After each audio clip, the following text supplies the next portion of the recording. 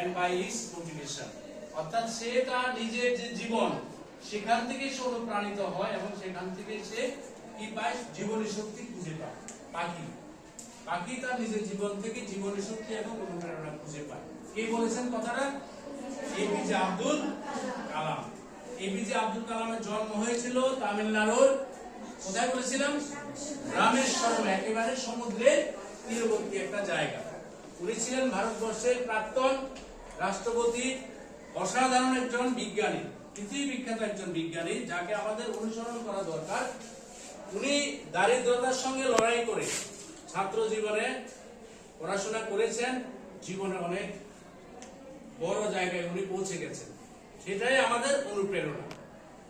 যখন উনি একদিন ক্লাসে ছিলেন রামেশ্বরমে পড়ার সময়, ওনার একজন বিজ্ঞান শিক্ষক ছিলেন শিব সুব্রমণ্যম আয়ার। উনি ক্লাসে পড়াচ্ছিলেন পাখি কিভাবে আকাশে ওড়ে। মূলত পাখি ওড়ার গল্পটা, তার পেছনে বিজ্ঞানটা উনি পড়াচ্ছিলেন। সেটা ছাত্রছাত্রীরা অনুধাবন করেছিল, তারপরেও সবাই হয়তো ততটা বুঝতে পারেনি। সেটা শিক্ষক মশাই বুঝতে পেরে সবাইকে কোথায় নিয়ে গেলেন? সমুদ্রের তীরবর্তী একটা জায়গাতে নিয়ে গেলেন। রামেশ্বরম মানে সেখানে সমুদ্র আছে, স্কুলের পাশে সমুদ্রের তীরবর্তী জায়গায় নিয়ে গেলেন। সেখানে অনেক পাখি ওড়ার ছবি উনি দেখালেন।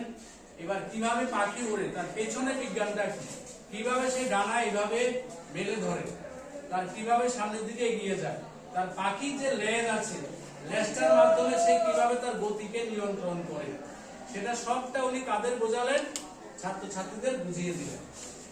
এটা বলার পরে এপিজে আব্দুল কালাম অত্যন্ত গুরুত্ব সহকারে উনি অনুধাবন করেছিলেন। এখান থেকে উনি বুঝতে পেরেছিলেন পাখির যে জীবনী শক্তি, পাখির যে অনুপ্রেরণা, সে পাখি তার নিজের থেকে এবং সেটাই এই অনুপ্রেরণা এপিজে আব্দুল কালাম নিজে অনুভব করেছিলেন, নিজে গ্রহণ করেছিলেন। এবং ওই দিনেই উনি মনে করেছিলেন, উনি শপথ করেছিলেন, উনি আকাশ ছুবেন, এমন ভাবে পড়াশোনা যাতে উনি আকাশ ছুঁতে পারেন। স্বপ্ন দেখেছিলেন উনি মহাকাশ বিজ্ঞান নিয়ে পড়বেন, উনি বিমান চালনা নিয়ে পড়াশোনা করবেন। এগুলি নিয়ে পড়াশোনা করলে আকাশে যাবেন না, ঠিক আছে? উনি এইভাবে ওনার স্বপ্নকে সার্থক করার জন্য উনি পড়াশোনা করতে লাগলেন। ওনার ইচ্ছা ছিল জেট বিমানের পাইলট হওয়া, ঠিক আছে? জেট বিমানের পাইলট হওয়া, যুদ্ধ বিমানের পাইলট হওয়া। উনি সেটা হতে পারেননি, কিন্তু উনি এমন একটা প্রতিষ্ঠানে ভর্তি হয়েছিলেন ইঞ্জিনিয়ারিং করার জন্য। ওনার ইঞ্জিনিয়ারিং এর লাইনটা ছিল এরোনটিক্যাল ইঞ্জিনিয়ারিং, বিমান সংক্রান্ত। কলেজটার নাম ছিল মাদ্রাজ ইনস্টিটিউট অফ টেকনোলজি। কি বলেছি? এটা অন্যতম একটা পুরাতন ইঞ্জিনিয়ারিং কলেজ, এমআইটি মাদ্রাজ। সেখানে উনি পড়াশোনা করতেন এরোনটিক্যাল সায়েন্স নিয়ে বা ইঞ্জিনিয়ারিং নিয়ে। সেখান থেকে পাশ করলেন। পাশ করার পরে উনি এবার ওনার যে স্বপ্ন, উনি মনে করতেন স্বপ্ন দেখতে হবে সবাইকে, স্বপ্ন হবে বড় স্বপ্ন। এবার উনি একটা কথা বলেছিলেন, আমরা স্বপ্ন দেখব। স্বপ্ন কি করব? আমরা ঘুমিয়ে দেখব না, ঠিক আছে? স্বপ্ন আমরা ঘুমিয়ে দেখব না। স্বপ্ন হবে সেটাই যেটা আমাকে কি করতে দেয় না, ঘুমাতে দেয় না। এটা মনে আছে তোমাদের লাইনটা? স্বপ্ন আমরা ঘুমিয়ে দেখব না, স্বপ্ন হবে সেটাই যেটা আমাকে ঘুমাতে দেয় না।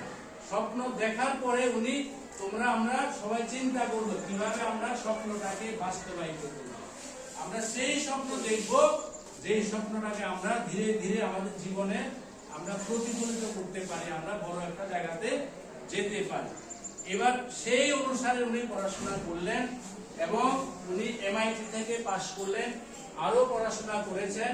ভবিষ্যতে তারপরের জীবনে উনি একজন ভারতবর্ষের যে মহাকাশ কর্মসূচি, ইন্ডিয়ান স্পেস রিসার্চ অর্গানাইজেশন বা ইসরোর যে কর্মসূচি, তার সঙ্গে সরাসরি যুক্ত হয়েছেন। ভারতবর্ষের মহাকাশ প্রযুক্তিতে, মহাকাশ বিজ্ঞানের এই যে ভারতবর্ষ এতটা এগিয়ে গেছে পৃথিবীর মধ্যে, তার অবদান যথেষ্ট আছে। ভারতবর্ষের যে ক্ষেপণাস্ত্র প্রযুক্তি, ভারতবর্ষ এখন ক্ষেপণাস্ত্র প্রযুক্তিতে পৃথিবীর মধ্যে অন্যতম সেরা। তার জন্য সবচেয়ে বড় অবদানকার এপিজে আব্দুল কালাম।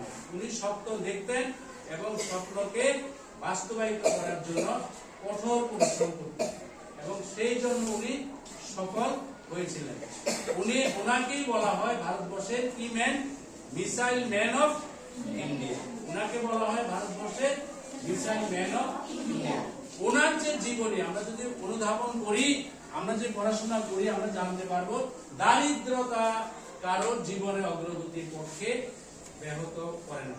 দারিদ্রতা কোনো, কেউ যদি বড় হতে চায়, তার যদি ইচ্ছে থাকে, জীবনী শক্তি থাকে, ইচ্ছা যদি থাকে, চেষ্টা যদি থাকে, তাহলে দারিদ্রতা কখনো তাকে বাধা দিতে পারে না। সে এগিয়ে যাবেই। অজস্র উদাহরণ আছে, তার মধ্যে অন্যতম সেরা উদাহরণ হচ্ছে আমাদের এপিজে আব্দুল কালাম। উনি জীবনে, ছাত্র জীবনে, শৈশবে অনেক দারিদ্রতার সম্মুখীন হয়েছেন, কষ্ট করেছেন। এইসব জায়গা থেকে অনেকের পড়াশোনা বন্ধ হয়ে জীবনের গতিপথ আরেক রকম হয়ে যায়, কিন্তু এপিজে আব্দুল কালাম ছিলেন আরেক অন্য ধাতুতে তৈরি। উনি দারিদ্রতার সঙ্গে লড়াই করেছেন, স্বপ্ন দেখেছেন, স্বপ্নটাকে বাস্তবায়িত করেছেন এবং ভারতবর্ষকে পৃথিবীর মানচিত্রে সেরা দেশে হিসাবে বিজ্ঞানে, প্রযুক্তিতে, মহাকাশ প্রযুক্তি, ক্ষেপণাস্ত্র প্রযুক্তিতে পৃথিবীর অন্যতম সেরা রাষ্ট্র হিসাবে উনি তৈরি করে গিয়েছিলেন। আমরা তার জন্য আমরা কি করি, গর্ববোধ করি, আমরা তাকে শ্রদ্ধা জানাই এবং উনি আজীবন প্রতিটি ভারতবাসীর হৃদয়ে স্থান করে নেবেন। উনি ছিলেন ভারতবর্ষের প্রাক্তন রাষ্ট্রপতি। উনি ত্রিপুরাতেও এসেছিলেন, ত্রিপুরাতেও কর্মসূচিতে এসেছিলেন, আগরতলাতে কর্মসূচিতে উনি এসেছিলেন। আমরা প্রতিদিন যদি একটু একটু করে ওনাকে অনুধাবন করি, তাহলে আমাদের জীবনে এই যে সাময়িক ব্যর্থতাগুলি আসে, ফেলিওরগুলি আসে, আমরা যদি সেখান থেকে শিক্ষা নিই, আমরা সবাই অনুপ্রাণিত হব। এই কথাগুলি বলার উদ্দেশ্য হচ্ছে দারিদ্রতা কাউকে, দারিদ্রতার কোনো কিছুকে, কোনো অগ্রগতিকে রোধ করার মানে রোধ করতে পারে না। যদি আমার ইচ্ছে শক্তি থাকে, যদি আমার জীবনের শক্তি থাকে, যদি আমার চেষ্টা থাকে, নিষ্ঠা থাকে, প্রত্যেকটা ছাত্রছাত্রী এগিয়ে যেতে পারবে। তুমি কোনো একটা সাবজেক্টে অঙ্ক বা নাম্বার কম পেতেই পারো।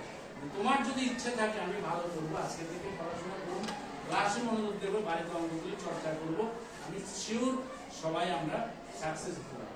এই গল্পগুলি বলার উদ্দেশ্য কি, কেউ যাতে মানে এবং যাতে নিজেকে যাতে তোমরা মনে করো না তোমরা পিছিয়ে আসো, কেউ পিছিয়ে না, একজনও পিছিয়ে না।